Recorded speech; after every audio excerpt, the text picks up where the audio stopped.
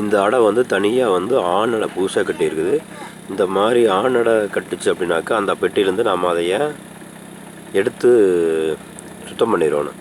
இல்லை அப்படிங்கிற போது இதுக்கு இந்த ஆண் தேனி பியூப்பாவுக்கு வரக்கூடிய அந்த மைட்டு வந்து நம்ம பனித்தேனிகளை பாதிச்சிடும். அது ஒரு பிரச்சனை, பெரிய பிரச்சனையாக இருக்குது.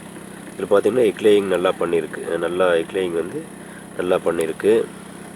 இந்த புது குயின் வந்து எக்லேயிங் பண்ணியிருக்கு. நம்மளுக்கு வந்து சீசன் டைமில் மட்டும் ஆண் தேனி வேணும் அப்படின்னாக்கா என்ன பண்ணுறோம் அப்படின்னாக்கா, நம்ம ஒவ்வொரு ஃப்ரேமுக்குமே சென்ட்ரலில் கீழே பார்த்திங்கன்னா ஒரு லேயர் கட்டு, ஒரு வருஷ கட்டு, அந்த ஆண் தேனியை நம்மளுக்கு வந்து போதுமானது.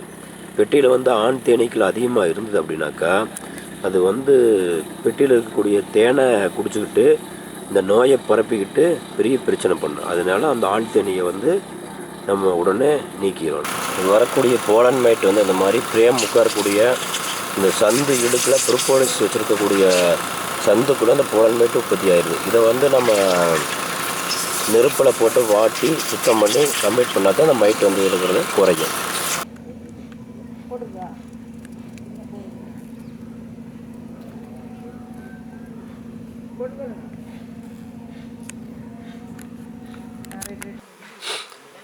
இதில் வந்து ஒரு வகையான மைட் அதிகமாக இருக்குது. இந்த மைட் இருக்கிறதுனால தேனீக்கள் வந்து அதிக தூரம் பறந்து போய் தேன் எடுக்க முடியாது. அதனால் இதை வந்து நம்ம நீக்கணும். இந்த மைட்டை வந்து போகணும். அதுக்கு வந்து சல்பரை ஸ்ப்ரே பண்ணோம்னாக்கா நமக்கு அந்த தேனி மேலே ஒட்டி இருக்கிற மைட்டெல்லாம் கம்ப்ளீட்டாக செத்து போகும். இதில் பார்த்திங்கன்னா அந்த மைட் இருக்கக்கூடிய பெட்டியில் வந்து இருக்குது. இந்த பெட்டியில் வந்து மைட் நிறைய இருக்குது. நம்ம தேனியில் இருக்கிற மைட்டு, கோம்பில் இருக்கிற மைட்டெல்லாம் ஒன்றும் பண்ண முடியாது. இந்த பெட்டி சந்தில் இடுக்கில் இருக்கிற பெட்டியிலலாம் இந்த மாதிரி நம்ம கேஸ் பர்னர் பிடிச்சி நம்ம சுத்தம் பண்ணணும். உள்பக்கம் வெளிப்பக்கம் அந்த எல்லாம் எங்கெங்கே சந்துகள் இருக்கோ அந்த ப்ரிப்போலிஸ் பார்த்திங்கன்னா உள்ளே வந்து கொஞ்சம் ப்ரிப்போலிஸ் ஒட்டிகிட்டு இருக்குது. அந்த ப்ரிப்போலிஸ்க்குள்ளே போய் மைட் வந்து கூடி கட்டிக்குது. ஸோ அதை வந்து நம்ம கம்ப்ளீட்டாக கொஞ்சம் ஹீட் பண்ணணும் அப்படின்னாக்கா ரெண்டாவது வந்து கத்தியில் சுரண்டி எடுத்து க்ளீன் பண்ணிக்கலாம். அதனால் நம்ம வந்து இந்த மாதிரி முதல்ல வந்து பர்னரில் ஹீட் பண்ணிவிட்டு அப்புறமா கத்தியில் சுரண்டி எடுக்கணும். ஸோ இந்த மாதிரி ஹீட் பண்ணுறதுக்கு நம்மளுக்கு வந்து மரத்தால் ஆன பெட்டி தான் வந்து நல்லா இருக்குது. ஏன்னு கேட்டிங்கனாக்கா நம்ம இந்த லப்பர் பெட்டி மற்ற பெட்டிகள் இரும்பு பெட்டியெல்லாம் இதுக்கு வந்து ஹீட் பண்ணுறதுக்கு இந்த மாதிரி ஆகாது. நம்ம லப்பர் பெட்டி ஹீட் பண்ணால் நல்லா உருகி வளைஞ்சு போயிடும். மரப்பெட்டியாக இருந்ததுன்னா எந்த பிரச்சனையும் இருக்காது. பட் இது வந்து மரம் வந்து விலை கம்மியான பலகை. மற்ற மரமெல்லாம் பார்த்திங்கன்னா தேக்கு மரம், சால் மரம், படாக்கு இந்த மரமெல்லாம் போட்டிங்கன்னா நம்ம இந்த மாதிரியெல்லாம் போட்டு தீயில வாட்டுறதுக்கு நம்மளுக்கு கொஞ்சம் மனசு கஷ்டமாக இருக்குது. அதனால் விலை கம்மியான மரம். தேனி வந்து ரொம்ப இருக்கக்கூடிய பைன் மரத்தில் நம்ம போட்டு காட்டிக்கிறோம். இந்த மைட் பிரச்சனை ஏன் வருதுன்னு கேட்டிங்கனாக்கா, நம்ம ஒரு பெட்டியில் வந்து ஒரு 50,000 தேனீக்கள் இருக்குது. அது வந்து திடீர்னு பக்கத்தில் இருக்கிற ஃபார்மர்ஸ் வந்து பாய்சன் ஸ்ப்ரே பண்ணுறதுனால தேனீக்கள் வந்து இறந்து போகுது. என்ன பாய்சன் ஸ்ப்ரே பண்ணுறாங்க அப்படின்னாக்கா இந்த மோனோகுடோபாஸ் அதிக விஷத்தன்மை உள்ள மருந்துக்களை வந்து ஸ்ப்ரே பண்ணுறாங்க. அப்போ இந்த மாதிரி வந்து தேனீக்கள் இறந்து போகுது. இப்போ கூட்டுக்குள்ளே வந்து வெப்பநிலை வந்து குறைஞ்சி போகிறதுனால அதனுடைய மைட் வந்து டெவலப் ஆகிக்குது. அப்போ அந்த மைட் டெவலப் ஆகும்போது அதில் இருக்கக்கூடிய லார்வா பீப்பாக்களை வந்து டெம்பரேச்சர் கொடுக்க முடியாமல் செத்து போகுது. ஸோ நம்ம இந்த மைட்டை கண்ட்ரோல் பண்ணால் தான் அது க்ளீனாக வந்து நம்ம சுத்தம் பண்ணணும். அதனால் நம்ம வந்து இதை பர்ன் பண்ணிவிட்டு க்ளீன் பண்ணி போட்டுக்கணும். இந்த மாதிரி வந்து அந்த கேஸ் பர்னரில் நல்லா வாட்டி எடுத்துடணும். வாட்டி எடுத்த பின்னாடி க்ளீன் பண்ணிவிட்டு தண்ணியில் கழுவணும். இந்த மாதிரி இப்போ டெம்பரேச்சர் நம்ம பெட்டிக்குள்ள வந்து டெம்பரேச்சர் குறையும் போது நம்மளுக்கு வந்து அதிக அளவில் தேனீக்கள் வந்து இறந்து போகுது. அப்புறமா நம்ம வந்து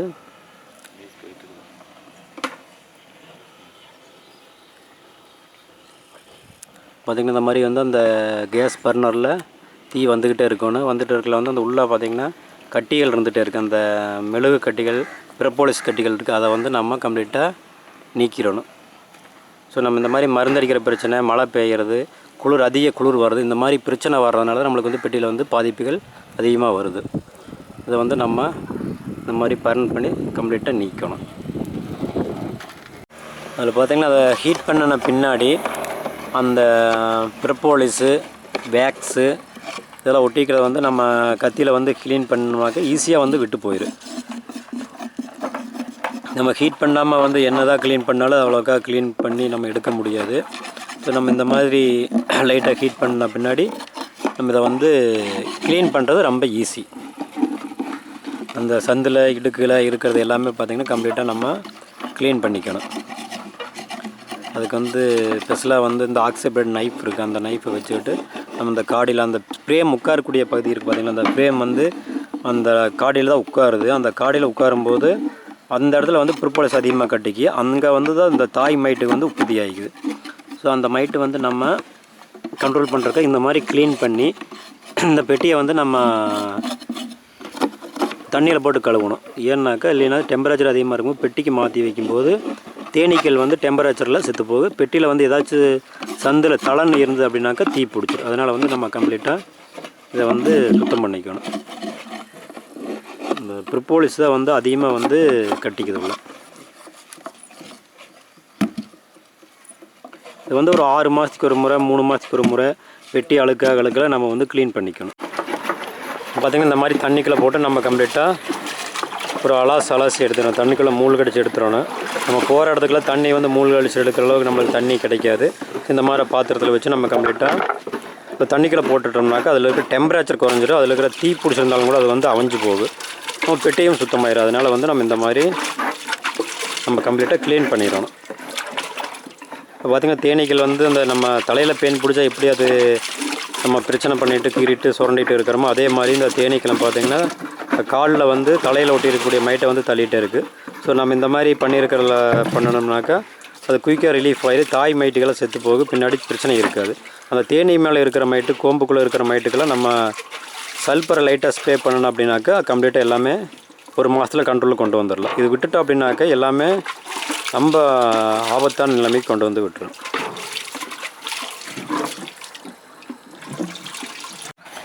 இந்த பெட்டியை வந்து நம்ம நெருப்பில் வாட்டின பின்னாடி நம்ம கத்தி வச்சு சுத்தம் பண்ணி தண்ணியில் கழுவின பின்னாடி பெட்டி பார்த்திங்கன்னா கம்ப்ளீட்டாக கிளியர் ஆகிடுச்சு. இந்த மாதிரி இருக்கணும். பெட்டியை வந்து உள்ள சுத்தமாக இருக்கணும்.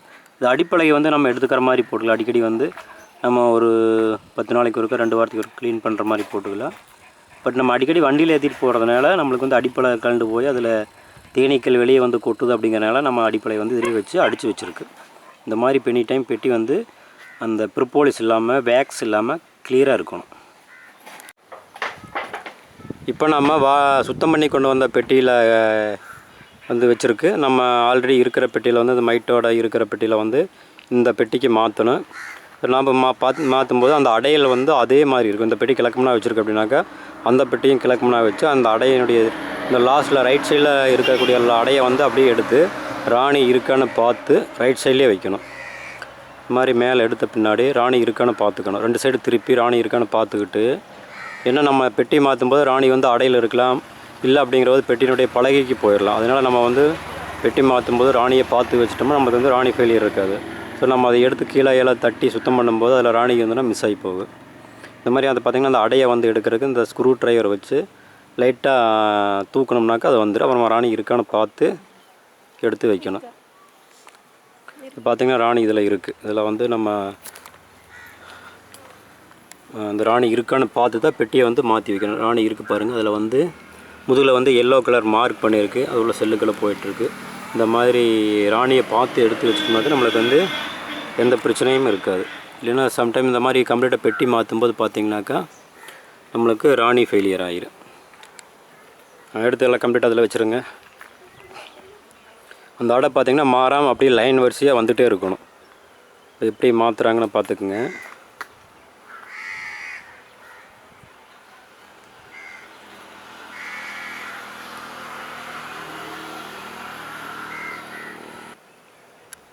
நம்ம வந்து நைஸாக அப்படியே கண்ணாடியை உடஞ்ச கண்ணாடி ஆள்ற மாதிரி எடுத்தோம்னாக்கா தேனீக்கள் வந்து ஒன்றும் கொட்டாது. நம்ம கையால் தெரியாமல் நம்ம வந்து ரொம்ப ஸ்பீடாக வேலை செஞ்சோம்னா தான் நம்ம வந்து தேனீக்கள் வந்து கொட்டுது. இந்த மாதிரி பார்த்திங்கன்னா நம்ம பொறுமையாக வேலை செஞ்சோம்னா எந்த பிரச்சனையும் இருக்காது. பெட்டிக்குள்ளே பார்த்திங்கன்னா எவ்வளோ அழுக்கு இருக்குதுன்னு பாருங்கள். இந்த மூலையில் பார்த்திங்கன்னா அடியில் பாருங்கள், இந்த அடிப்பலகையில் இந்த எல்லாம் எவ்வளோ வேஸ்ட்டில் வந்து குப்பைகள் வந்துருக்கு. இதெல்லாம் இருந்தது அப்படின்னாக்கா ஒவ்வொரு பிரச்சனைகள் வந்து மைட் அட்டாக் பண்ண, அப்புறமா வரோவா மைட் வருது, போலன் மைட் வரும், அப்புறம் வரோவா மைட் வரும், அப்புறம் ஒவ்வொன்றா நோய்கள் வந்து பெருகிட்டு வந்துக்கிட்டே இருக்குது. அதனால் வந்து நம்ம ஆரம்பத்துலேயே கண்டுபிடிச்சி அதை க்ளீன் பண்ணிடணும்.